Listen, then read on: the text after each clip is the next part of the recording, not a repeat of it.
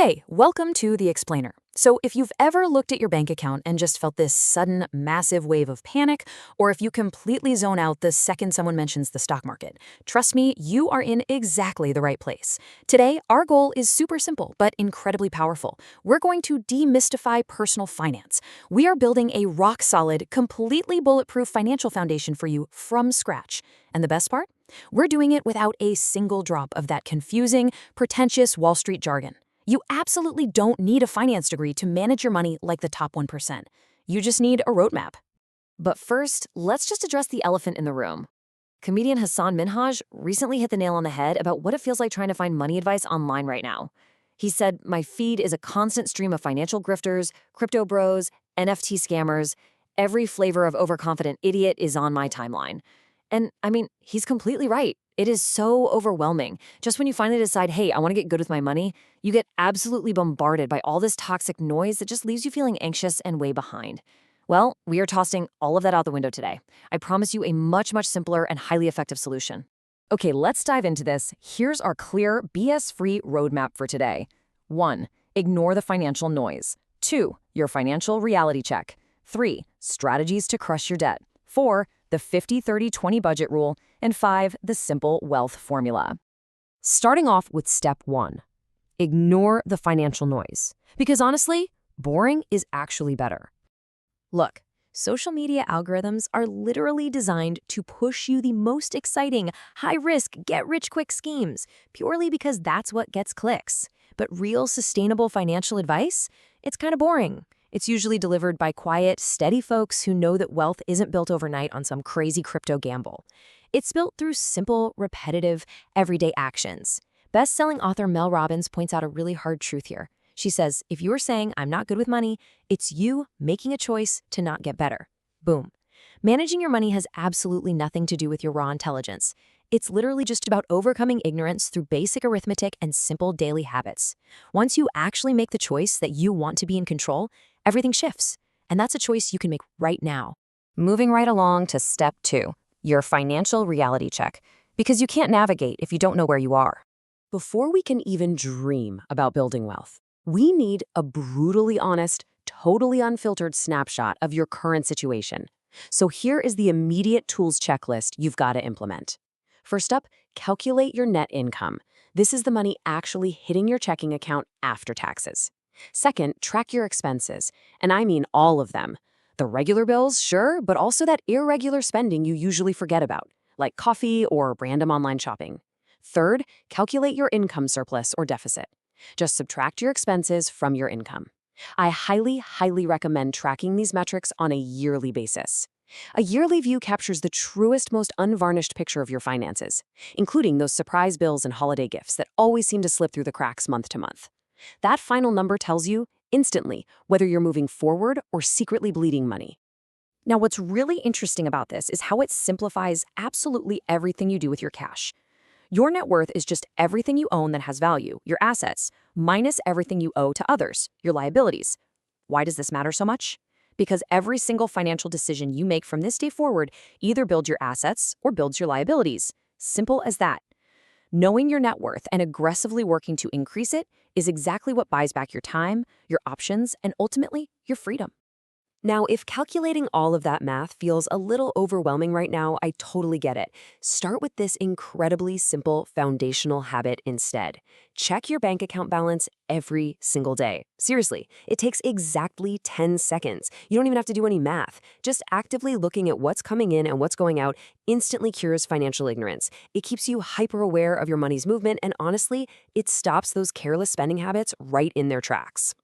All right, once you actually know your numbers, you have to build your safety net. And you need to do it in this exact chronological order. Step 1, save just 1 month's living expenses. This is your immediate breathing room. Step 2, aggressively attack your high-interest debt. We're talking anything charging you above 8% interest. Step 3, expand that initial starter savings into a full 3 to 6 month emergency fund. Doing these foundational steps gives you the armor you need to survive life's inevitable surprises, well before you even start thinking about investing. Which brings us to step 3. Strategies to crush your debt. Because, guys, you cannot build wealth while drowning in bad debt. And this brilliantly illustrates how we tackle it. Look, not all debt is bad. Borrowing money for an education or buying a house can actually increase your net worth over time. But consumer debt, like high-interest credit cards or financing a flashy car you can't really afford, that actively destroys your future. We have to wipe it out, and there are two amazing ways to do exactly that. The debt avalanche is the mathematical win. You rank your debts from the highest interest rate to the lowest, and you pour all your extra cash into the most expensive debt first.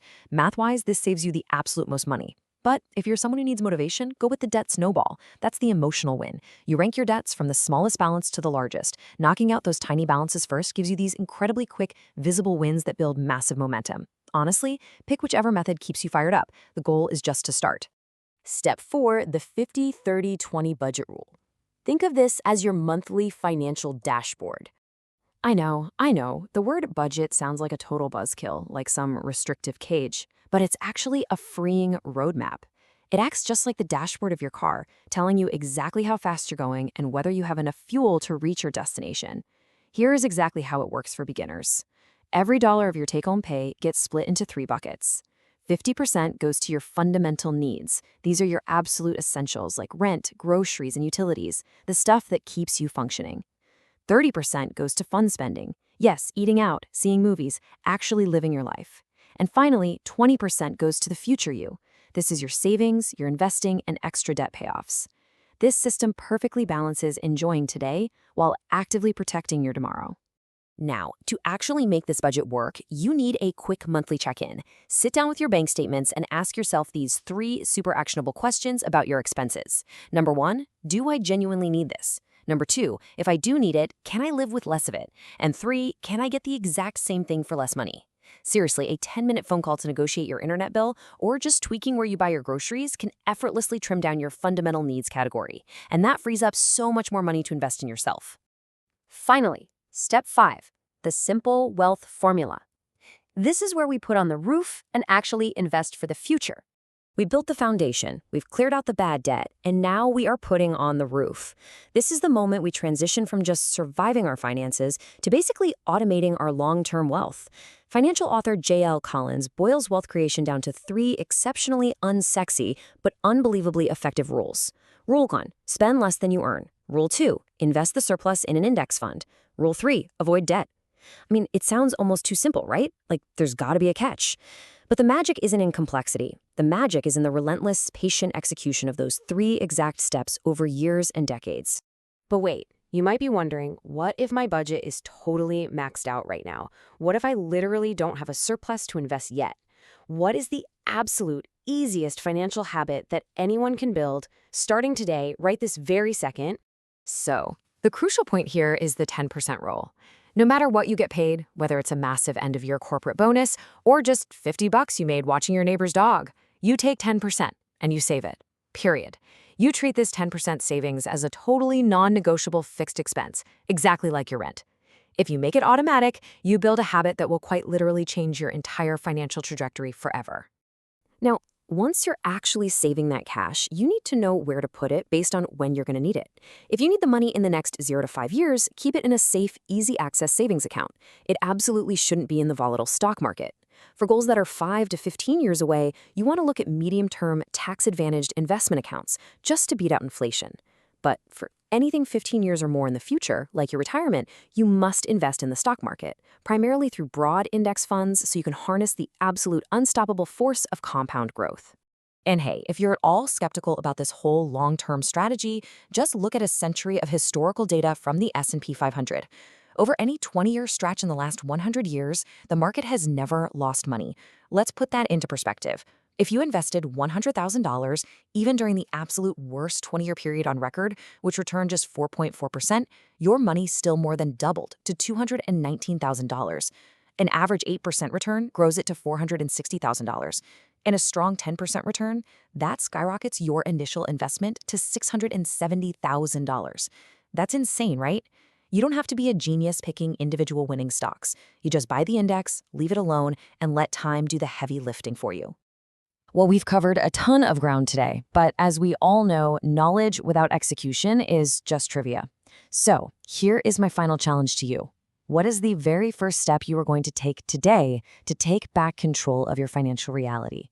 I want you to log into your bank account right now, look at your numbers, and just take that crucial first step. Are you going to let your money control you, or are you finally ready to own your future? Thanks so much for hanging out with me for this explainer, and I'll see you next time.